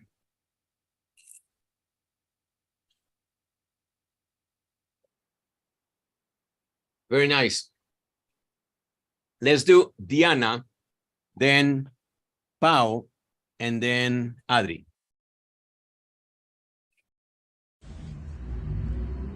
Once upon a time, there was a light boy named Tommy. Tommy loves to play outside and explore the world around him. One day, while Tommy was playing in the park, he saw a butterfly fluttering by. He followed the butterfly and watched as it flew from flower to flower. Tommy was so fascinated by the butterfly that he wanted to catch it. But every time he got close, the butterfly would fly away. Finally, the butterfly landed on Tommy's hand. Tommy was so happy that he wanted to keep the butterfly forever. But then he really realized that the butterfly needed to be free to fly and explore. So Tommy opened his hand and butterfly flew away. He watched it go, feeling grateful for beautiful of natural and joy of discovery. And from then That's it. And from that, they, Tommy, learning appreciate the wonder and magic of natural world. And that's the end. Okay. Very nice story. Very beautiful. I mean, like one of the things that I loved about this vignette is that you managed to turn very simple stories into magical moments. Some of these stories are so beautiful, they should be told to little ones, right? I love this story, so simple, about a butterfly that you just saw landed in your hand and you wanted to keep forever. I think it's a good metaphor of life. Sometimes we get something good and we want more. That's it. Let it go. You enjoyed it for that second, that minute, that hour, that day, that year, that decade. It's time to let it go. It's a beautiful metaphor. It's a beautiful story. Diana gotta keep working on the specific words. You know, like she said, she was very confused between fly, flew, just kind of getting it right. It's very simple. Requires, obviously, training, repetition. Butterfly, fly, flew, you know, they're not hard after you have practiced them. Yeah. And since it's a short story, then you should focus more on pronunciation. But it doesn't take away from the rest, which is the story, the arc of the story, the message, the simplicity and the beauty in the simplicity of the story, the clarity in the purpose of the story, the cleanliness of the story, the nice tone of her voice, and the pace that she used in the story. I loved it. It was beautiful. Just working on the pronunciation of certain words and then this perfection. So congratulations, Diana. And let's go on to our next one, who is Paula Cristina Montoya. The Brave Family. Once upon a time, in a faraway village, there was a happy family. Mom Olga, Dad Orlando, and their 6 naughty little children lived in a wooden house with a leafy orange tree in front of it. The children called it the Orange Tree House. Although they didn't have much, they were the happiest family in the world. One night, while they were sleeping, the scary fire monster came to town. He walked around quietly and looked in through the windows of all the families. When he saw that they were all sleeping peacefully, he felt a different fire burning inside him. Envy. He realized that he did not have a family like the others. His anger grew and grew until it became a real fire that spread throughout the village.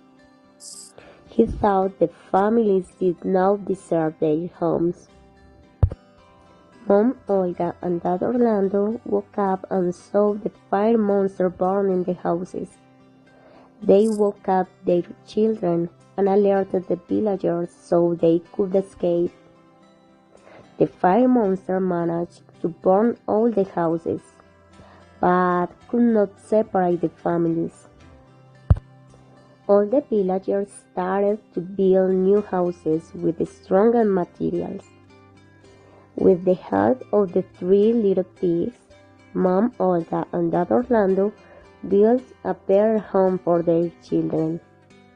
To make sure the new houses were safe, they asked the wolf to test them. The wolf blew and blew, but he couldn't bring the houses down. Mom Olga and Dad Orlando were grateful and named the wolf the protector of the village. Nowadays, Mom Olga and Dad Orlando's 6 children are still growing up happily. They learned an important lesson from the fire monster's visit.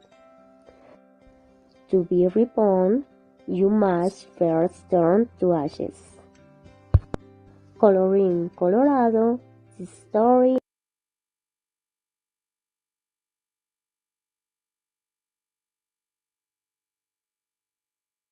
Illustrated by Caro.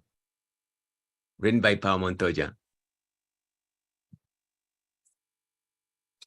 I love it. You know what? I was tricked. I thought maybe this story was Pau's, but maybe it was her students, because, you know, it's so funny. The transformations, you know, and the transfigurations and the invitation of the wolf from another tale to test the houses and the 3 little pigs. I thought it was very funny, only something that a kid could imagine. You know, because a kid is free and he starts to grab from here and from there and he puts all together. And you cannot tell to a kid, don't do that. You cannot put all the stories together, because that's what kids do. Kids are everywhere with everyone at the same time. And that was my impression with the story, which was lovely because of that. It was so imaginative, so dynamic. And I like it. And it's a very clear message. It's true. I mean, to be reborn, first you have to turn to ashes. The flight of the phoenix. Beautiful. Illustrated by Caro. Good illustration. I loved it. I love the wolf. That was my favorite one. The wolf is standing in front of the house, and the 3 little pigs. It was a mix. It was a mix. Different histories. Join different histories. It was imagination from her students, I believe. I don't have too much. I don't have much to say about Pau. For something, she has known the girl of the likes. Good pronunciation, good intonation, impeccable work. For me, impeccable work. And I stole one word, or phrase. I don't know. To be reborn. To be reborn. Maybe over here. It's like volver a nacer. To be reborn. You must first turn to ashes.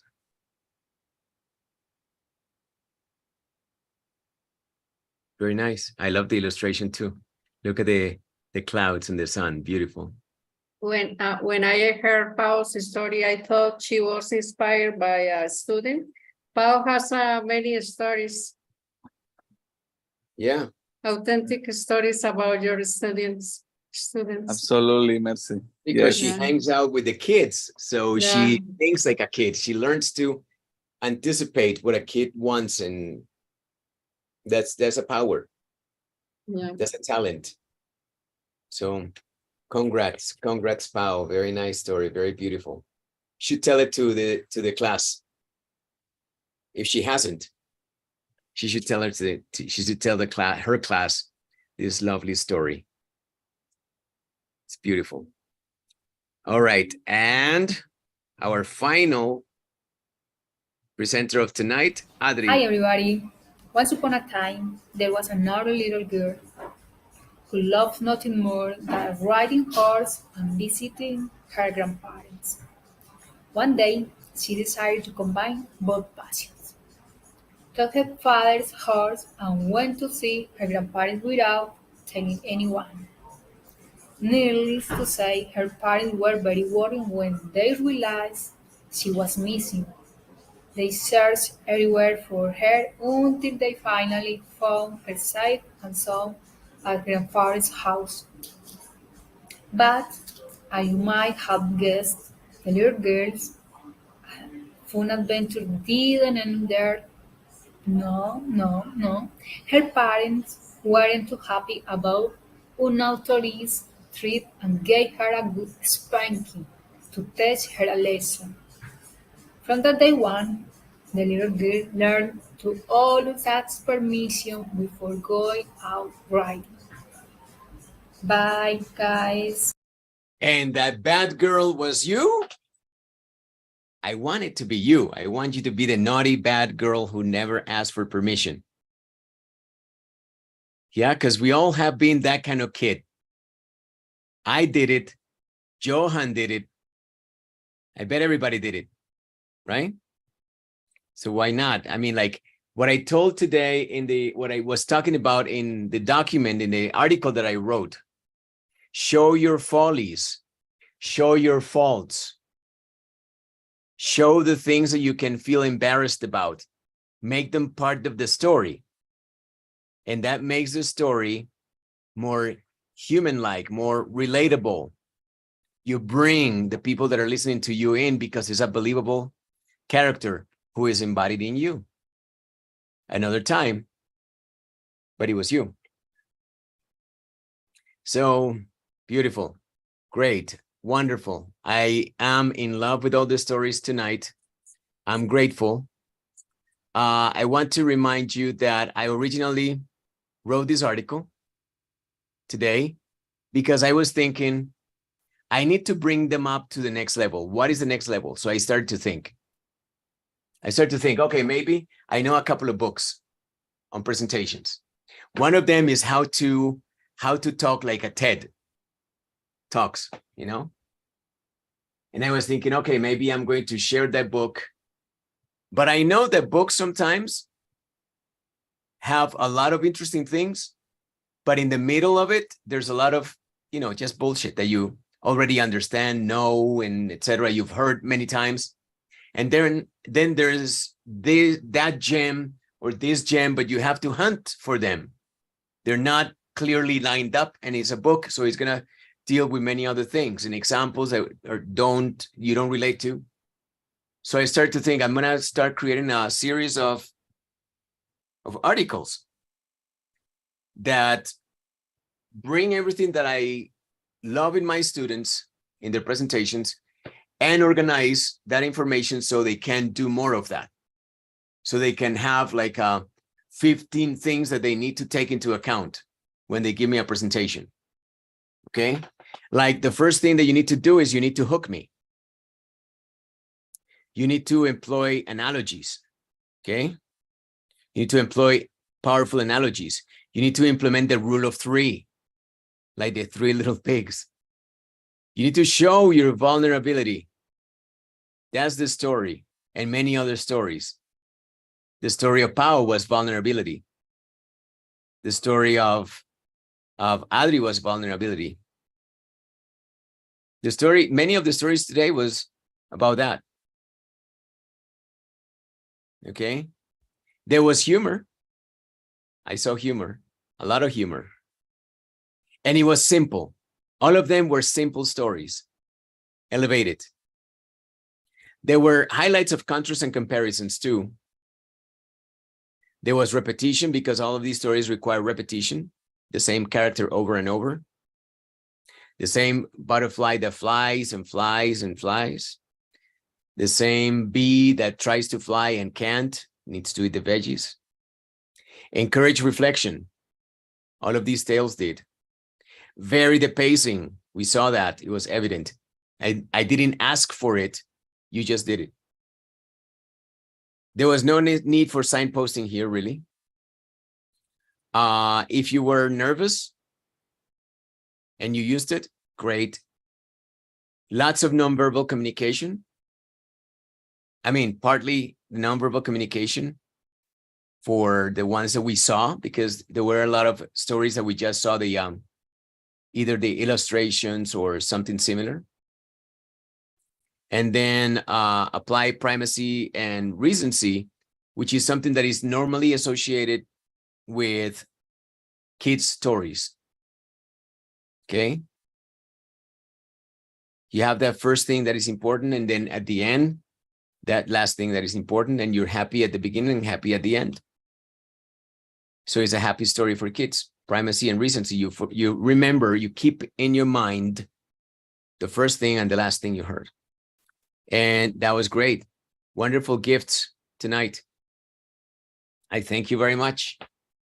Okay, another mission accomplished.